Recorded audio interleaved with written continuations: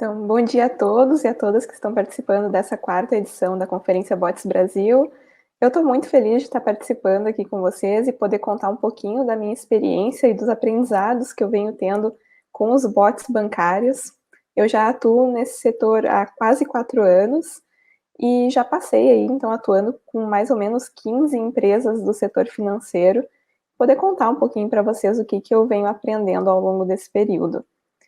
Começar falando um pouquinho, então, da trajetória dos bots bancários, né? A gente sabe que os bots, principalmente aqui no Brasil, eles começaram a surgir e ganhar força ali pelo ano de 2016, né, com a liberação do Facebook para integração de bots no Messenger. Então, foi mais ou menos ali que começou esse estopim.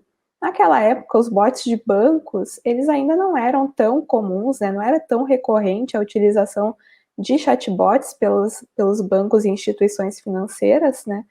Então, ali por 2017, quando já existiam alguns bots nesse setor, uma pesquisa da Juniper Research, ela já tinha uma estimativa bem promissora de que os bots nesse setor eles seriam responsáveis por uma economia de até ali 8 bilhões de dólares por ano até 2022. Então, a partir daí que começa, né, esse movimento de integração de bots no atendimento do setor bancário. Em 2018, né, então os bots começam a chamar mais a atenção desse segmento. Uma pesquisa de 2020 da Febraban nos conta que em 2018 as interações com bots do setor financeiro já estavam chegando ali a quase 80 milhões de interações, então começa realmente a se utilizar chatbots nos bancos e instituições financeiras. E é em 2019, então, segundo essa pesquisa da Febraban, que começa o boom desses bots bancários, né? Existe um crescimento ali bem exponencial de 212% comparado com o ano anterior, né? Já são quase 250 milhões de interações com bots. E a gente corta para 2020, pandemia, isolamento social, distanciamento social, empresas, comércios, instituições são fechadas, né? E aí, como é que tu vai até a tua agência? Como é que tu se comunica com o teu banco?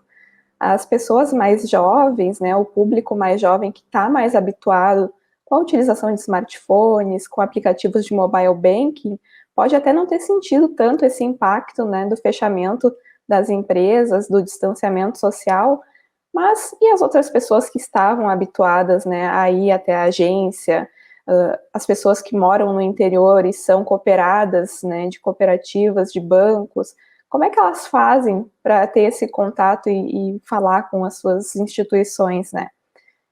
Então, esse momento de pandemia, ele acelerou um movimento que já vinha vindo ao longo dos anos, né, de migração para o digital. Essa pesquisa da Febraban de 2020, de tecnologia bancária, nos conta que em 2020, né, houve ali um aumento de mais ou menos 78% nas interações com os bots bancários. E só nessa pesquisa, na amostra que foi feita ali de 6 bancos, fala-se em mais de 618 milhões de conversas com bots, né? Então, eu vejo esse movimento, assim, como um caminho sem volta, né? E por que isso? Porque tem muita comodidade e muita praticidade nesse atendimento digital, né? Então, falando, né, de bots bancários, né, bots de todos os setores, mas aqui especialmente dos bancários, como tudo na vida tem as suas vantagens e as desvantagens, né? As vantagens, elas já são conhecidas de todo mundo que atua nesse setor, que já tem familiaridade, né, com bots, que é a rapidez na resposta, o atendimento 24 por 7 por 365, a tua facilidade, né, de resolver problemas de uma forma simples, rápida, ali ao toque do teu celular. A personalidade, a linguagem amigável, né, então que tu consegue traduzir e expor o tom de voz da tua marca ali para os teus clientes e ter isso de uma forma unificada. E as desvantagens, né, que são comuns, né, a todos os setores, né, mas que eu vejo que no setor bancário elas parecem se ampliar um pouquinho mais, né, que é a questão do bot, ele nunca vai ser um humano, né, a tratativa que um humano daria para uma situação não vai ser a mesma que o bot vai dar, vai ter situações em que o atendimento humano ele vai ser necessário. né? A compreensão do bot, que também nunca vai ser 100%, e em especial no setor financeiro, porque tu tem produtos e serviços que são muito semelhantes entre si, que têm nomenclaturas semelhantes, ou então que podem acabar gerando muita ambiguidade para o bot, né? Então essa compreensão dele não vai ser 100% como seria de um humano conversando contigo. O escopo limitado, né, muitas vezes tu não vai conseguir abordar todos os assuntos que a tua instituição financeira trata, né, tu não vai conseguir fazer isso tudo dentro de um bot, vai ter um certo limite ali do escopo, pode ser que precise mais steps, né, precise passar mais informações, falar mais coisas para chegar até uma informação ou uma ação, né, uma operação dentro do bot. E a desvantagem que eu vejo, assim, que é mais crucial, né, no setor financeiro, que é a falta de confiança do usuário, porque a gente está falando de algo que é muito sensível, dados muito sensíveis, que são os teus dados bancários, né? Então, eu vejo que hoje, assim, esse seria uma das principais desvantagens na utilização de bots para o setor bancário, né? Essa falta de confiança que o usuário pode vir a ter em falar com um bot sobre questões financeiras. Mas então, alguns aprendizados que eu tive, né, ao longo desses anos com relação ao desenvolvimento de bots para o setor financeiro.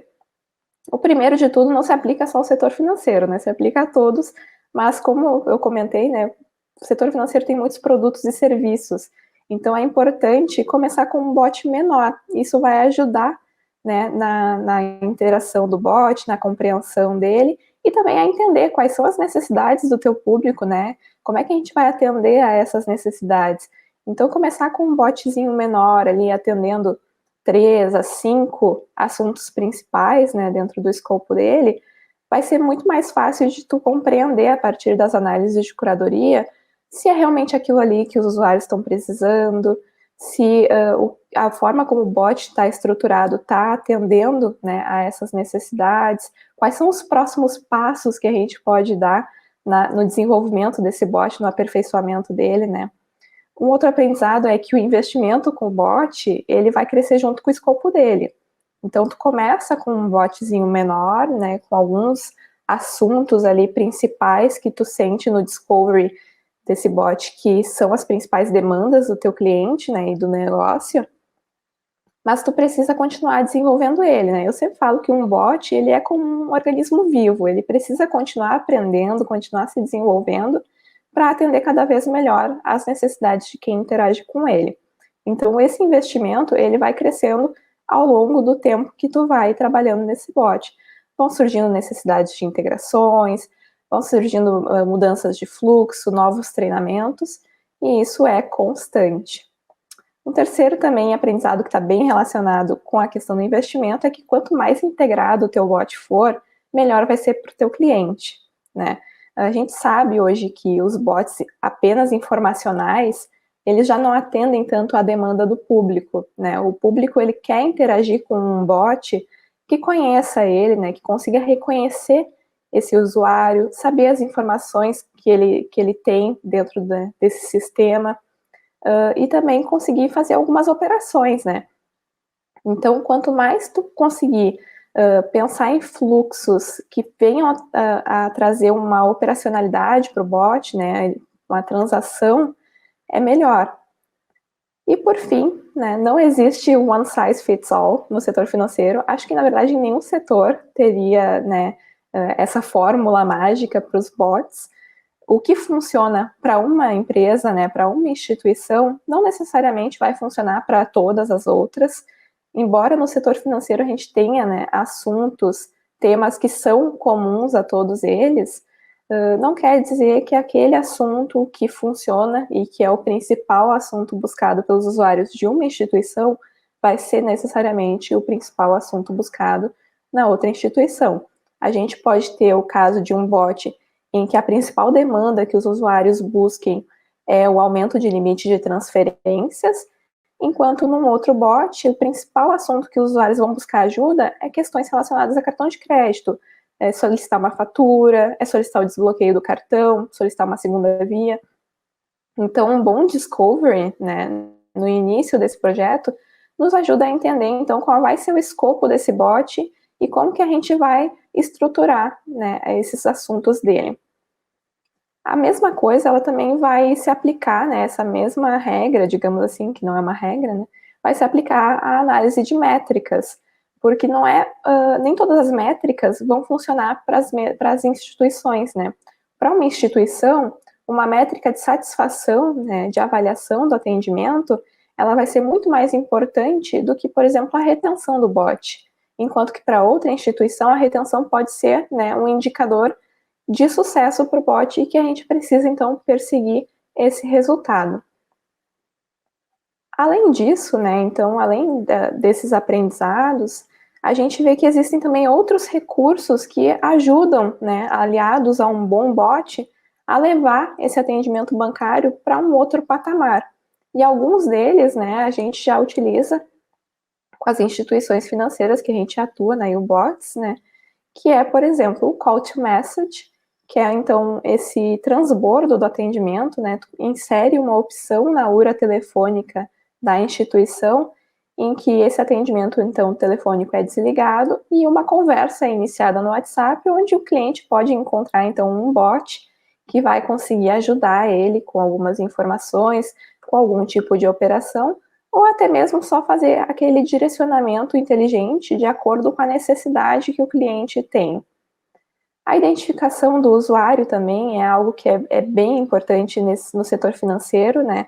Tu ter essa integração com sistemas internos para reconhecer aquele cliente e trazer informações que o teu sistema contém sobre esse cliente, não só para que o bot possa manipular e utilizar essas informações, mas o atendente, né, que vai dar seguimento nesse atendimento também possa ter acesso a esses dados do cliente e agilizar o atendimento.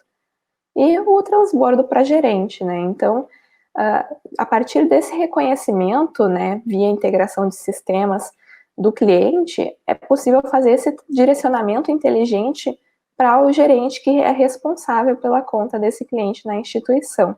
Então, isso além de agilizar o atendimento, com a integração de identificação do usuário, a gente consegue trazer todas as informações que o gerente pode precisar para realizar aquele atendimento.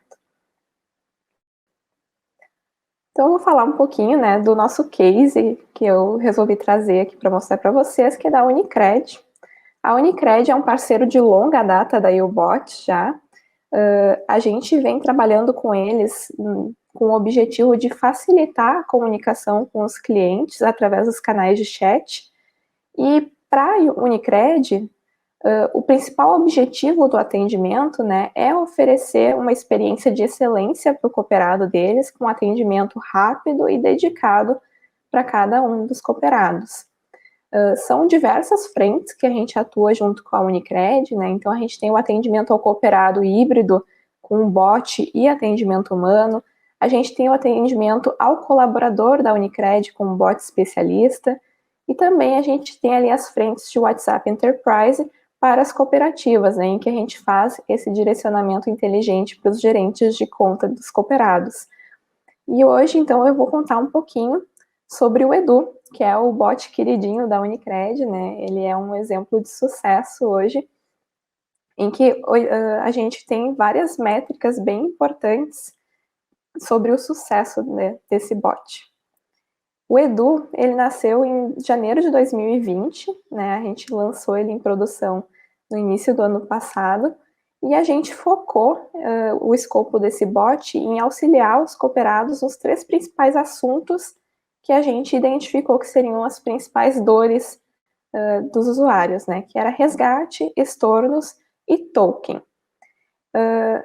Nesse primeiro momento, né, do bot inicial, a ideia dele era mais auxiliar o atendimento, coletando informações, né, trazendo dados para que o atendimento fosse agilizado já para o atendente humano.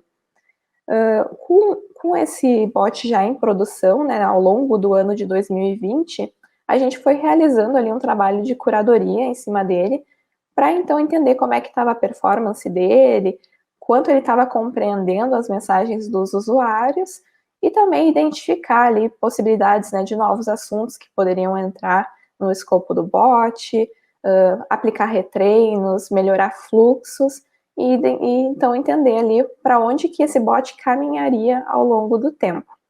Com isso, né, hoje ali um pouco mais de 1 ano e meio de atuação do Edu, né, a gente já vê alguns dados bem importantes, né. Mais ou menos ali entre 60% e 70% dos cooperados que interagem com a Unicred por meio de chat, eles falam com o Edu, né. E o Edu hoje, ele é responsável por mais ou menos 75% de todas as conversas via chat que a Unicred faz. Cerca ali de 40%, né, dos usuários que interagem com o Edu, eles fazem um fluxo desde o início, percorrendo até o final desse fluxo, né, finalizando todo um fluxo de atendimento com o Edu. E com isso, a média de avaliação de atendimentos que são feitos somente pelo bot fica ali entre mais ou menos 4,7, 4,77. Então é uma média de avaliação bem alta, né, mostrando a satisfação que os usuários têm em interagir com o bot. Falando também sobre um pouco da performance, né, de como que o bot está atuando, nas análises de curadoria que a gente percebe que o percentual de mensagens que o bot falha em compreender, né, que é o fallback, ele fica ali na casa de 1% e às vezes até menos que isso, né. Hoje já são 21 assuntos, né, 21 fluxos de atendimento que o Edu realiza, e nas análises, né, de curadoria que a gente faz, a gente identifica que a confiabilidade do bot, né, muitas vezes chamada de F1 score, ela tem girado ali na casa dos 84%. Aqui, então, eu trago alguns desses assuntos que são mais buscados pelos usuários e que são atendidos pelo Edu. Primeiro, né, disparado é a parte de resgates. O bot já auxilia a fazer resgates de aplicações. Limites de transferência, né, aumento de limite, alterações. Cadastro de favorecido, então cadastrar um novo favorecido para transferência, editar algum dado, liberar esse favorecido para que possam se fazer as transferências. Informações sobre token, liberação de token para utilização do aplicativo mobile. Informações sobre cartão de crédito e sobre limite de pagamento. E o futuro do Edu? O futuro do Edu é tornar ele cada vez mais operacional, mais transacional, implementar novas integrações para deixar ele mais inteligente e mais resolutivo para os cooperados da Unicred. Então era isso, pessoal. Contei um pouquinho da minha experiência, dos meus aprendizados, né? E esse case de sucesso que a gente tem hoje com a Unicred e o Edu.